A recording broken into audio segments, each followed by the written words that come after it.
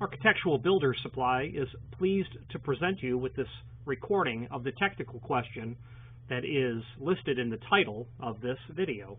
This call may be monitored and recorded for quality assurance. Question on an automatic door bottom? Yeah, so my lead installer is out of commission, and I haven't installed door bottom in like 3 or 4 years, and so I was messing with that 4131 on a job the other day. And I remember my installer telling me something about it, but I can't seem to remember what, which is that the cartridge that pops out when you depress the plunger, it slides left and right a little bit, such that when it's extended pretty close to full but not completely out of the housing, it can actually move, let's say, to the left beyond that black end cap and then not pop back up. Does that make sense? Yes. It sounds like you have it yes, I think it does. So you take that bolt and you thread it in clockwise. Mm-hmm.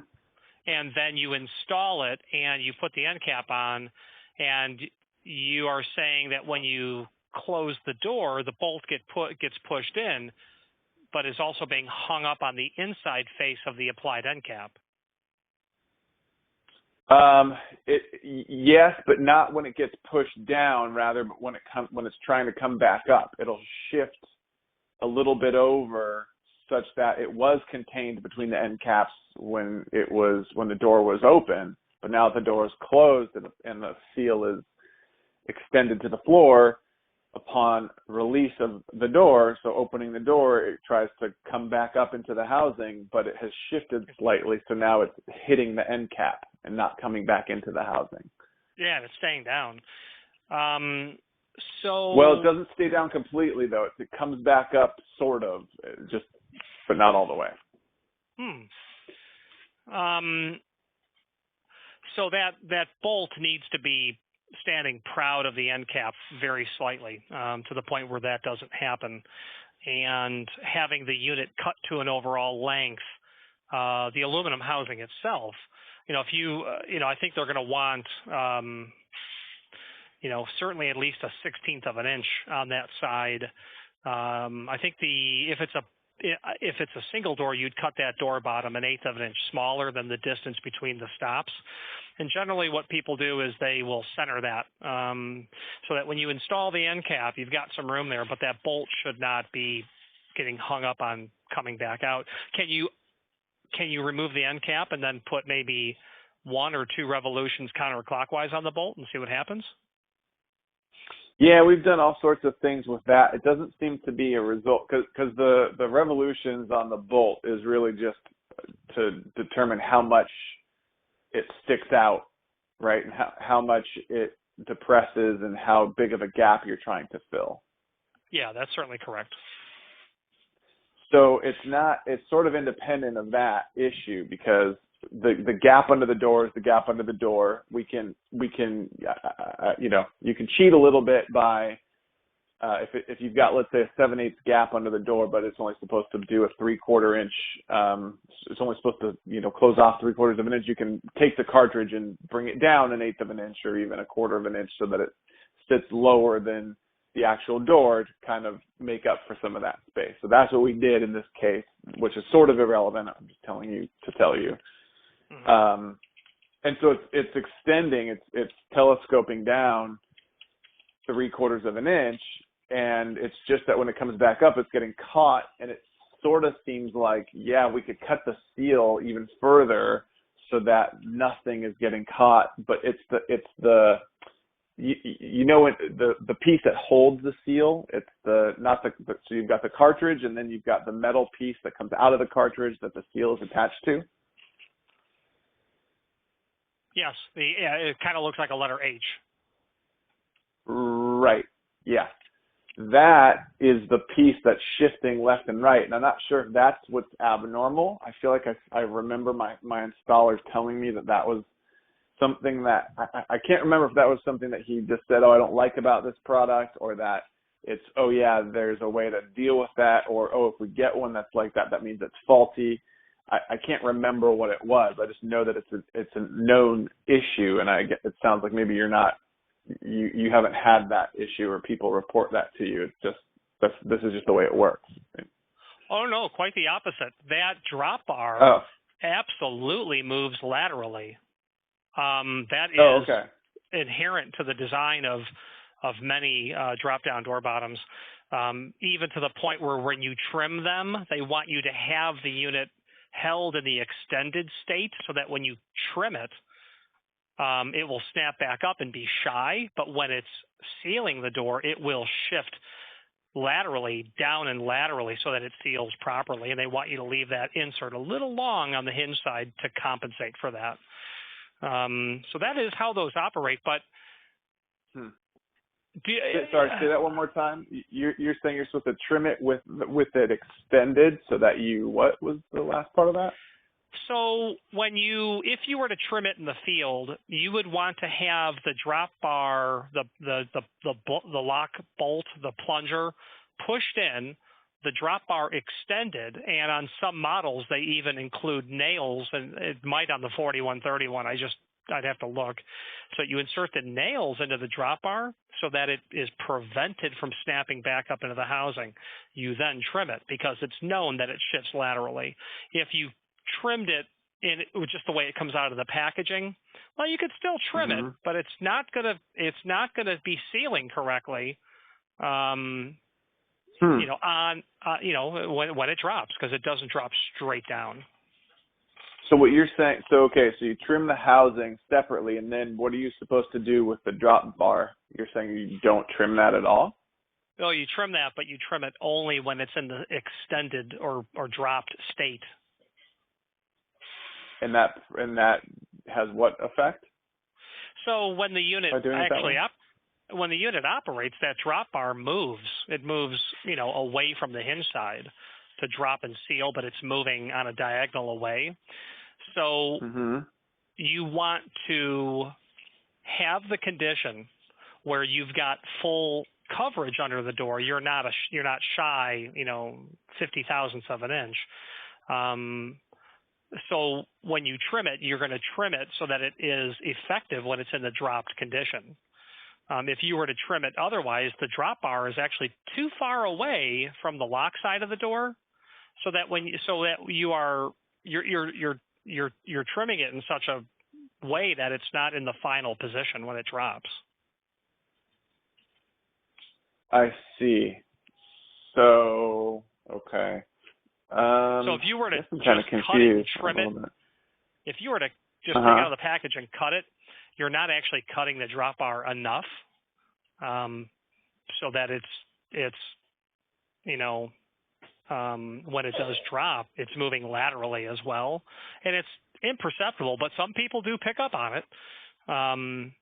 So if you just took it out of the package and then cut it to trim it to size, when you operated that, it's probably going to give you fits, in the sense of it's trying to move further to the strike jam, and it's obviously not able to because it's a skosh too long there is what it is. And then what happens is your drop bar is too short on the hinge side.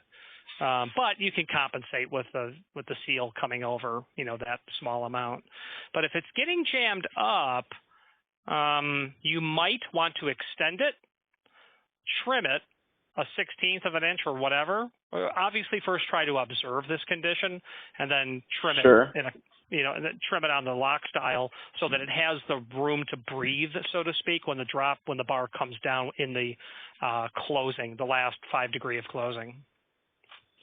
So I think I followed most of that, but if what you're saying is true, maybe I'm missing something, but that's all on the strike side, but my problem is it's getting caught on the hinge side. So why would it making adjustments on the strike side affect the hinge side where it's getting caught on the end plate? I think the theory might be that if the drop bar can't move enough to be in the proper sort of if it's bound because it's got spring tension pushing it against the strike jam. I've never observed it, but I could understand how it may permit the releasing of the unit to operate fluidly because it's bound on that side somehow. I see. So maybe we trim it on the strike side, and then we shift the seal so that the seal because we're just cutting the metal part of the drop bar. Then that's going to maybe keep it a 1/16 of an inch or something away from the end plate on the strike side now. So we've got to move that seal over to the strike side to compensate for that. But now it's going to have a bigger gap on the hinge side, right? So that when it tries to come back up, it's coming back up diagonally, but it goes up further on the hinge side first, allowing it to not catch. It's got the room to breathe, basically. Right. Okay. I'll give that a shot. And then there's really nothing to do about that 1/8 of an inch gap or 1/16 of an inch gap on either side of it where you can still see light under the door unless you use a rabbited threshold, right? Yeah, exactly. There's always going to be some holes involved in automatic door bottoms. Yeah, there just is. When they do STC rated material like this, it's not only larger material, but it does incorporate a rabbited threshold. So when they get their rating, I guess these don't have specific ratings, do they? Because I would imagine that they can't test the assembly with just an automatic door bottom and perimeter seals if there's these gaps on either side of it. You're right. The wall's not rated, the frame's not rated, the door's not rated. Okay. But as an assembly, they can achieve a rating but it's an assembly. It's a door, it's a frame, it's a sill, and then it's a complement of STC-rated gasketing. Gasketing that has achieved an STC rating based on participating in the assembly. Right, yeah. Okay, I think I've got what I need. While I've got you on the phone, let me ask you one other thing real quick. Have you had any issues ever with door seals and airflow and mechanical ratings that people need to make sure that they're not in violation of code by putting them on, sealing off bedrooms and stuff like that? In terms of accomplishing a CFM rating? Well, let's not even necessarily for say new construction, but let's say excuse me, you're going to soundproof somebody's home office and we put these perimeter seals in and they've only got a supply in the room. So now the room is positively pressurized and you've got issues with being able to open the door, for example, or more potentially seriously, if there is no, packaged air in the room and that's the only way that fresh air was coming in, then now you have created a condition where potentially staying in the room long enough, you run out of oxygen because there's a seal on the door. That's my main concern. I have never encountered that in 30 years. I Okay. can tell you that it is considered standard to supply door seals that are notched on the bottom when you are doing projects like a hotel where there must be a source of fresh air. So underneath your door at the Caesars in Vegas, you're going to have little staggered notches in the vinyl fin underneath there so the air handler can get a source of fresh air, but not anything health or safety related. That's not health or safety related? That's just for the air? Providing a source of fresh air in those hotel motel applications, but I've never encountered a problem where it has been a health or safety issue. If someone occupying it and you've got it up so buttoned up tightly that there's ever been a health or safety concern. Gotcha. But they do it that way at the hotels for just getting fresh air for the handler, though, not because of the health or safety of the people in the room. Right, not the people. Interesting. Care more about that. Do you know what a new air handler costs these days? Yeah, right. Do you even need? If it's like one of those mini split systems, though, do you even need to have fresh air? All it's doing is recycling the air in the room and cooling it down, right? I hear you. But the fact that they want a source of fresh air lends some sort of, thought in my mind that says, well, maybe what Neil's onto, there's something to that, where they literally need to. Yeah, notch. right. Yeah. So I wonder. Whenever we do, the only time you sell notched versions is in those applications, and never otherwise. So That's obviously really it interesting. exists for a reason. Huh. I wonder if they have some extra liability that they have to worry about, that kind of thing, whereas just doing like a home or office application, it's not, a big deal. People are going in and out of there. Maybe people Well, I think what it would be, hey, why isn't the air handler on the entire floor? Why aren't any of these working? Well, the manufacturer's going to look for somewhere to lay that hangman's noose. Right. Right. And somewhere in the documentation it says, here's the CFM I got to have. Right. Yeah. Yeah. I mean, that's for us. We're, soundproofing is all about making sure there are not gaps. So that's the last thing we want to do. Yeah. Put notches in a seal. Okay. Well, thanks for your time, Rich. I will see if I can make this 4131 work, and then I'll go from there. Appreciate it. If you cannot, let us know. Okay, sir? Okay. Appreciate it. Thank you. Thanks. Bye. All right. Bye. Architectural Builders Supply hopes you have enjoyed this program. Again, thank you for watching, and if you've enjoyed this video, please click thumbs up, please subscribe, and maybe even send the video to someone that you know. Thank you.